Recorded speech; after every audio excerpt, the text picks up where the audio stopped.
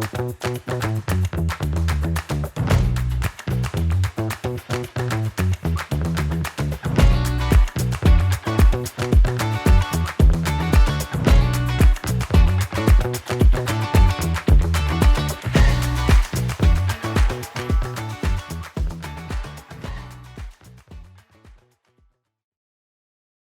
got involved with CCO as a university student in Saskatoon, Saskatchewan, where CCO was founded. And I wanted to, sort of find answers to questions in my life that I was asking as a young person, having left home and gone to school. So CCO had a big impact in my faith, and in particular in my first year of university, helped me to really orient my life around having Jesus at the center of my life. And CCO stands for? So CCO stands for Catholic Christian Outreach, which we're a university student movement dedicated to evangelization. We challenge young adults to live in the fullness of the Catholic faith with a strong emphasis on becoming leaders in the renewal of the world. So our mission is in evangelization and discipleship, particularly with university students, but actually our movement has grown and extended beyond there. We've now been in existence for 35 years. We have alumni all over the world. And so now we're doing a lot of work in parishes, in collaborations, which is one of the reasons why we come to World Youth Day. Tremendous areas in basically helping people to evangelize with clear and simple tools and helping form them as leaders for the church. So from your involvement as a participant, where you encountered this beautiful movement, to now your involvement as the head guy, how did it happen? How did you get to the point where you are today? Yeah, so I was involved as a student and got involved and had my conversion, my real embracing of faith as a student. And then I was involved as a student leader, right? So I got involved leading small groups, going on the summer mission project, doing a variety of things. And as I came to my graduation, I was really praying and to see where God wanted me to use my gifts. I had a couple opportunities with grad school and different job opportunities, but I felt in my heart that the Lord was inviting me to give my life in service of the church. And it kind of boiled down to this one statement in my prayer. He sort of said, I want you to be there for others in the same way that someone was there for you on campus. So I joined, and I first worked on university campus, actually in Saskatoon, as the leader of our movement in Saskatoon. And at that time, CCO was very small. We only had a few campuses, maybe 10 staff altogether. And a few years later, I was asked to take on more leadership, more senior leadership, and to help lead the organization, to help lead the movement. And so I've been in this role as president for more than 20 years now, helping us to grow the movement, where we now have about 140 missionaries all across the country on 17 different university campuses, but also doing work worldwide. And tell me how you got... I got a bug here. No, you're good. By the way, beautiful that you were able to do that for 20 years now, and that you're still wanting to continue it. Yeah. Because a lot of people after 5 or 10 years, they get really tired. Also waiting for the bug to fly away. So I'm kind of... tell me about World Youth Day. So when was the first World Youth Day for you? And then how did you start seeing World Youth Day as an opportunity to continue your apostolate? Yeah, so the very first World Youth Day I attended was in the year 2000, the Jubilee year in Rome. It was the first time CCO sent a group to World Youth Day, and I was actually the leader of that group. So we brought about 50 university students to the World Youth Day. And right from the beginning, on our heart, God had placed a sense of being missionary pilgrims. So we were going both there as pilgrims, but also as missionaries, as people who wanted to receive and to give, to share our faith and to grow in faith. So in fact, right from the very beginning, we did a big youth festival where we had music and shared the gospel with people. We had teams that helped serve in all sorts of different ways at the World Youth Day. And we also found opportunities where we could share our faith, where we could talk with others, share about what God had done in our life, and invite them into a deeper friendship with Jesus. So right from the beginning, CCO's posture around World Youth Day was to go as missionary disciples or as missionary pilgrims. And then it just grew from there, because of course after the Jubilee year, 2000, World Youth Day was in Toronto, homeland.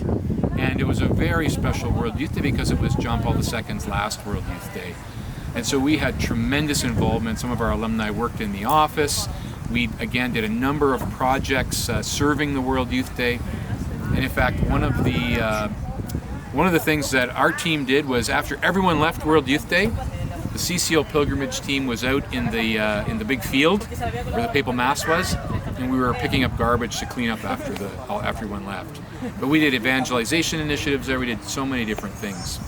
So we've been involved with World Youth Day, and we sent a pilgrimage missionary group to every World Youth Day since 2000. And when you send missionary pilgrimage, like, what is it that you guys do besides animating some of the catechetical events? You know, one of the things you're holding in your hand, I mean, I want you to also bring this up too. What does it mean to be a pilgrimage, being a pilgrim missionary at a World Youth Day? And then how did that lead you to also start this Ultimate Relationship booklet that you guys have produced? Yeah, that's a great question. So John Paul II said, faith is strengthened when it's shared. And so whenever we've come into these World Youth Days, we've wanted to look for ways that we can share our faith. And we've always found that one of the best ways is through conversation, through talking with people. You meet so many people at World Youth Day. And so CCO, over the years, in our campus ministry and in our evangelization ministry and parishes and other places, has developed tools that help us to share our faith, to speak about our faith, and particularly propose the kerygma, the gospel, in a very clear, simple, and attractive way. So one of those is through this booklet that's called The Ultimate Relationship, which is a very simple and clear presentation of the foundations of our faith. Who is the person of Jesus, and how we can enter into a deeper friendship and invite Jesus to be at the center of our lives. So this booklet we prepared for our ministry on a number of occasions, but we had the great privilege in a number of years ago for World Youth Day in Poland, where we participated and were endorsed by the World Youth Day to distribute this booklet in 8 languages to the 1 million pilgrims that attended there. So it was a tremendous mobilization in partnership with the World Youth Day and a particular evangelization project. Now this tool has grown. We've translated it into more languages. And for this World Youth Day, we have a very exciting project that we've launched. We've turned this booklet into a digital app. So we have these little cards, and we're giving them to people where they can download on iPhone or on Android the smartphone app, which is a very easy tool, multilingual, where you can share your faith. So you can meet someone, you don't speak the same language, your language is Italian.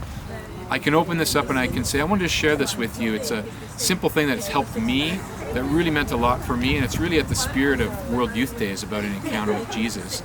So this booklet helps us to encounter Jesus. We just have conversations when we're walking places, in squares, sometimes at events like big conferences or youth festivals. Wherever we can, we just see where the Lord opens the door through conversation to be able to share our faith. And how many languages do you have this booklet translated in at this point? So currently, in the print format of this, we have 14 languages, sort of the 14 major international world languages, including things like Arabic and Chinese, but sort of the main languages you'd think about. So that's available in the printed version. On the app right now, we've got sort of the top 8 main World Youth Day languages. But the great thing about the app is that we're actually in continuous development. So our hope is to continue to add more and more languages. And we have a desire to partner with people. If you download the app and your language isn't there, send us a little note and saying we can connect, and maybe we can work together, get a translation, and then add the translation to the app. So we'd love to see it in hundreds of languages available to people as a simple tool to share your faith. And now that we're here in Fatima, and obviously we're going to be going to Lisbon very soon for World Youth Day 2023, what is CCO's aspiration for Lisbon? What is the hope, I guess you could say, for what your missionary apostleship here as pilgrims attending World Youth Day in Lisbon is going to be? Yeah, so this World Youth Day is built on the foundation of what we've done in the past. So, we have our team who's prepared through conversations, through animation of youth festivals, through helping with catechetical sessions, many different ways to share our faith. But particularly at this World Youth Day, we're involved with a number of partners in animating a site called the Blessed Carlo Acutis site, which is a center, a church where people can come, drop in, learn more about his life through a number of exhibitions that are there, but also to venerate a first-class relic of Blessed Carlo. So to come to meet him, but also to come to meet the person he loved, which is Jesus, especially in the Eucharist. So there'll be times of Eucharistic adoration. There will be other dynamic moments at this site. And so, it's exciting. We have 3 days. All the times are listed at cco.ca/WYD. And it's going to be a tremendous opportunity for people to encounter Jesus.